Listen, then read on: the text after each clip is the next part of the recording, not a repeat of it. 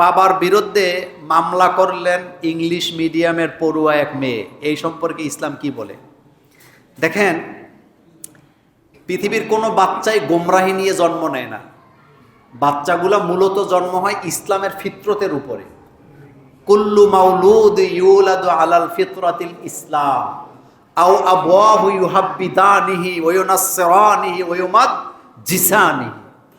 প্রত্যেক সন্তান জন্মগ্রহণ করে ইসলামের ফিতরতের উপরে। মনোযোগ আছে? কিসের উপরে? ইসলামের ফিতরতের উপরে। যেই পরিবেশে যেই দেশেই জন্ম নেয়, তার মা বাপ তাকে ইহুদি বানায়, তার মা বাপ তাকে নাসারা বানায়, তার মা বাপ তাকে গোমরাহির পথে ঠেলে দেয়, আবার তার মা বাপ তাকে হেদায়েতের পথে ঠেলে দেয়। যেই মা বাবা ছোট্টবেলা বাচ্চা কথা শিখার পরে বাচ্চাকে বিসমিল্লাহ শিখায়, ডান হাতে খাওয়া শিখায়, যে নামাজ শিখায়, নামাজে নিয়ে যায়, তারা বাচ্চা থেকে আচরণ পাবে একরকম। আর যেই মা বাপ বাচ্চাকে কথা শিখার পরে প্রথমে শিখায় tata, bye bye, good morning, কথা কোন না কেন, কি বলে? Tata, bye bye, good morning, তো ভবিষ্যৎ এ গুড মর্নিংই পায়। এ মেরে মা বাপ পড়াইছে ইংলিশ মিডিয়ামে, দিন শিখাতে ব্যর্থ, ইসলাম শিখাতে ব্যর্থ। এখন বিগড়ে গেছে। এখন মা বাপের শাসনকে সে মনে করে জুলুম। কথা কন না কেন? মা বাপের শাসনকে কি বলতেছে? জুলুম। আমার উপরে জুলুম হইতেছে, অত্যাচার হইতেছে। অথচ শাসন করা এই অর্ডার দিয়েছেন মুহাম্মাদুর। আল্লাহ রাসূল বলছেন, মুরু আওলাদাকুম, তোমরা তোমাদের সন্তানগুলাকে শাসন করো নামাজের জন্য 7 বছর বয়স থেকে। এরপরে 10 বছরেও যদি নামাজ না পড়ে, তারপরে কি হবে? জরাবা ইয়াজরিবু জরবান, হালকা মার দাও, সোজা করো। এখন এই মাইয়া মা বাপের এই শাসনকে কি মনে করতেছে? জুলুম, অত্যাচার, মামলা দিছে। এটা তো একটা মামলা। ভারতে আরো কঠিন ঘটনা করছে। ভারতে এক সন্তান, এক মেয়ে তার মা বাপের বিরুদ্ধে মামলা করছে যে আমার অনুমতি না নিয়ে আমার মা বাপে আমারে জন্ম দিছে। কি বুঝলেন? মানে আমার অনুমতি না নিয়ে আমারে জন্ম দিয়ে দুনিয়াতে আইন না, এখন আমি দুনিয়ার এই কষ্ট পাইতেছি, আমি বিচার চাই। কোন পৃথিবীতে আছেন আপনি? আর বাংলাদেশে দিছে হইলো শাসন কেন করলো? কথা কি বুঝে আসছে? এই জন্যই চিল্লায়, ছেলে মেয়েকে দিন শিখান, ইসলাম শিখান, কোরআন হাদিস পড়ান, মাথাটা নিচু করে থাকবে। আর ওই যে good morning, tata, bye bye এগুলো পড়াবেন, নিশ্চিত থাকেন এই বাচ্চার দ্বারা আপনার কোনো উপকার হওয়ার সম্ভাবনা নাই।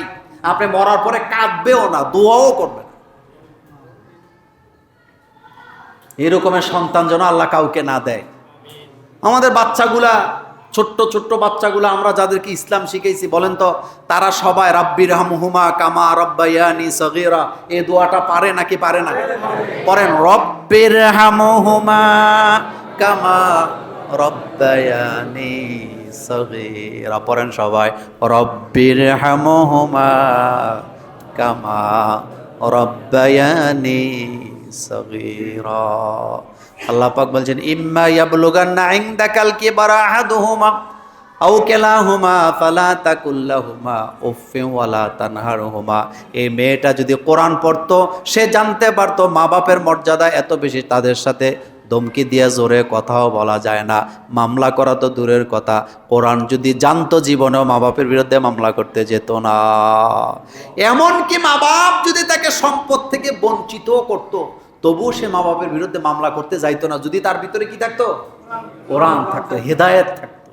হযরত ইব্রাহিম আলাইহিস সালাম, মা বাবা সবাই মুশরিক। হযরত ইব্রাহিম আলাইহিস সালাম বাবা মুশরিক হওয়ার পরেও বাপের সাথে কোনো বেয়াদবি করেন নাই। বাপের সাথে আদবের সাথে কথা বলছে, ইয়া আবাতি, ও আমার আব্বা, ইন্নী ক্বাদ জাআনি মিনাল ইলমি মা লাম ইয়াতিকা ফাত্তাবি'নি।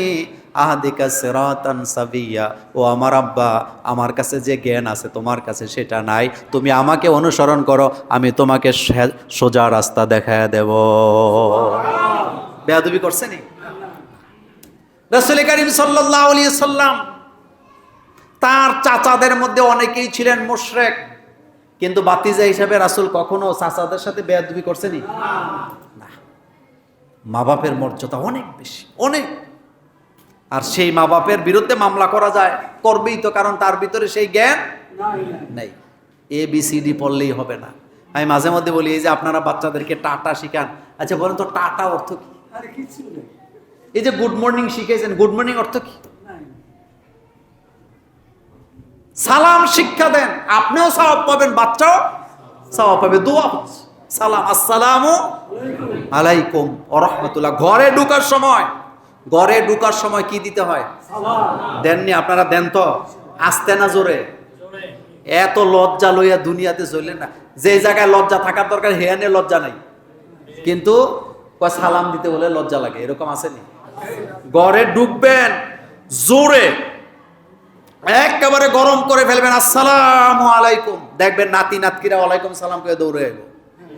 আর আপনি ঢুকছেন চোরের মতো, বাইর হইছেন না চোরের মতো, ওই চোরের মতো ঢুকছেন, আপনার সাথে জিন ভূত সব কি ঘরের ভিতরে ঢুকছে, আবার চোরের মতো বাইর হইছেন, আপনার সাথে জিন ভূত বাইর হইছে। এগুলা করা যাবে না। হুজুর, দ্বিতীয় জামাত করলে ইকামত দিতে হবে কিনা? আমরা যখন একা জামাত পড়ি তখন কি ইকামত লাগবে? দেখেন, দ্বিতীয় জামাত অহরহ করা যাবে না, এটা আলেমরা নিষেধ করেছেন। দ্বিতীয় জামাত কখন করবেন? যেমন আপনাদের মহল্লায় মসজিদে ইমাম মুয়াজ্জিন নিয়োগ দেওয়া আছে, নামাজের টাইমও নির্ধারণ করা আছে। এখন নামাজের টাইমে ইমাম সাহেব মুয়াজ্জিন একামত দিয়েছে, ইমাম সাহেবের ইমামতিতে নামাজ হয়েছে। এলাকার কিছু মুসল্লি গাফলতি করে, কি করে? গাফলতি করে, অবহেলা করে, দেরিতে আসছে, আইসা আবার আরেকটা মসজিদে জামাত করলেন। এই ধরনের জামাত ইসলাম সমর্থন করে না। আপনি এইভাবে জামাত করতে পারবেন না। রাস্তার পাশে মসজিদ, অথবা মার্কেটে মসজিদ, অথবা রেল স্টেশনে মসজিদ, মসজিদের মধ্যে একটা সময় জামাত হয়, কিন্তু অহরহ লোকেরা এখানে আসে যায়, যারা জামাত করার সুযোগ কি পায় নাই, তাদের জন্য দ্বিতীয় জামাত, তৃতীয় জামাত, চতুর্থ জামাত ইসলামের মধ্যে কোনো নিষিদ্ধ নাই। কিন্তু নির্ধারিত সমাজে নির্ধারিত ইমাম মুয়াজ্জিন থাকার পরে গাফলতি করে এসে কিছু লোক দেরিতে এসে জামাত করবে, এটা ইসলাম সমর্থন করে না। দ্বিতীয় কথা হলো, জামাতের জন্য ইকামত দেওয়া সুন্নত। জামাত, এটা প্রথম জামাত হোক আর দ্বিতীয় জামাত, তৃতীয় জামাত, চতুর্থ জামাত হোক, ইকামত দেওয়া কি? এটা সুন্নত। ইকামত দিয়েই জামাত করবেন। দেখবেন অনেকে বলে যে দ্বিতীয় জামাত, ইকামত কি দেওয়া লাগবে? না, ইকামত মানি জামাতের জন্য আপনি দিবেন, এটা হোক প্রথম জামাত হোক দ্বিতীয় জামাত। রাসূল করিম সাল্লাল্লাহু আলাইহি সাল্লামের সাহাবাদের মধ্যে এই আমল আছে। বুখারীতে হাদিস সালাতুল কিতাবুস সালাতের মধ্যে আসছে যে তারাও কি করতেন? দ্বিতীয় জামাত করলে ইকামত দিয়ে করতেন। তৃতীয় আরেকটি কথা আসছে যে আমরা যখন একা নামাজ পড়ি তখন কি ইকামত লাগবে? হ্যাঁ, আপনি ইকামত দিয়েই না নামাজ পড়বেন। ইকামতটা হলো সুন্নত। ইকামতটা কি? সুন্নত। এই জন্য একা পড়েন আর জামাতে পড়েন, ইকামত দিয়ে নামাজ আদায় করবেন।